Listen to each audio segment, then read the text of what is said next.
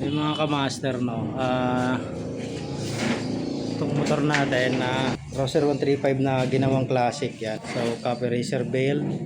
Problema ko dito nung ni-rides ko nung tagal, isang taon kasi itong na-stuck natambak, hindi ko nagagamit, hindi ko napapa-under. Nung pina-under ko na kamakailan lang, may problema siya nung nilong ride ko hanggang Real Quezon. Hindi ko mabirit yung silinyador niya, lalo pagpahon namamatay siya pag high rev. Ngayon ito-troubleshoot natin kung anong problema niya. So check natin muna yung kanyang kuryente.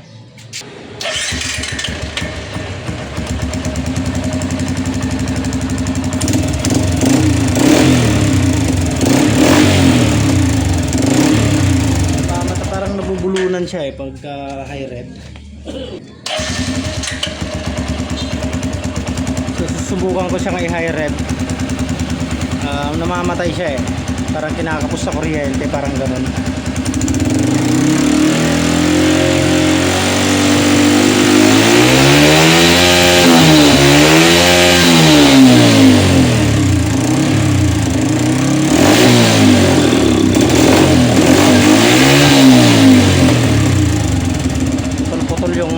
Putol yung ano niya, andar niya, parang kinakapos. Yan, hanggang doon lang siya namatay. Kapag high rev, ganun ang nangyayari, namamatayan ako sa lalo na pagpaahon. Check natin yung kuryente niya, isa-isahin natin. Itong dalawa kasi itong ano niya spark plug niya So check natin yung kuryente niya.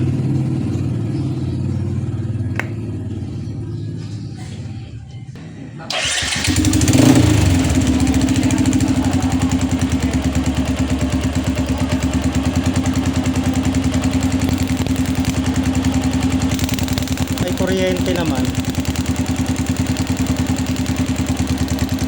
may kuryente. Ayan subukan natin i-high rev.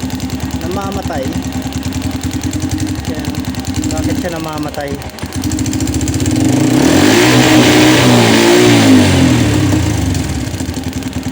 Ayun lang yung dahilan kung bakit siya namamatay pag high rev, nawawalan ng kuryente.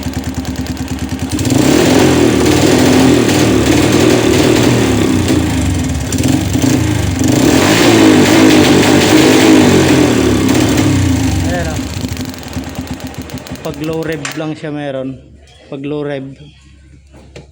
revolution meron siya. Pagka taas ng revolution niya, wala na, namamatay.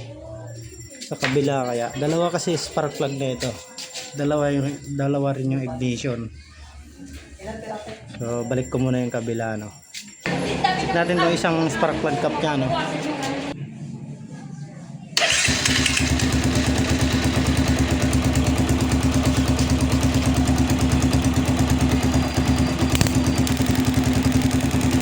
sa kuryente. Itong isa meron, ayan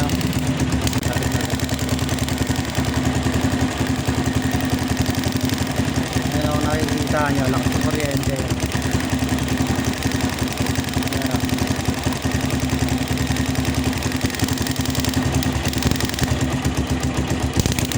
subukan natin i-high rev to.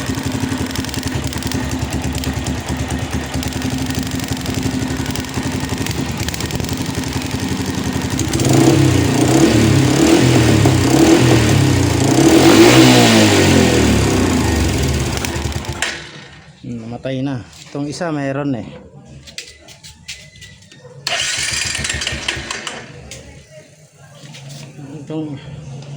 itong isang spark plug niya dito, mga master, mayroon din namamatay. Yung kabila lang.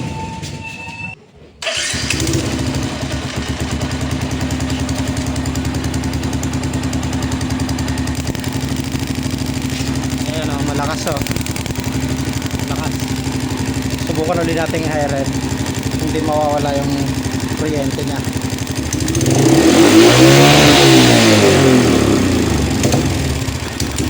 Ayun, namatay na yung kabila. So ito hindi namamatay, ibig sabihin okay itong kabila, So, sa mga naka-rouser dyan, rouser 135, normal lang ba to? Yung ganito. Kapag naka-high rev, namamatay yung isang spark plug, nawawala ng kuryente. So, balak ko kasi ito palitan ng ng CDI. So, bago ko palitan, hingi muna ako ng advice sa inyo mga ka-master na yung mga naka-rouser dyan, yung mga matitinik na mekaniko natin dyan. So, bago ako magpalit ng CDI, hingi muna ako ng advice sa inyo. Kung normal lang ba yung pag nag-high rev, namamatay yung isang spark plug, nawawala ng kuryente.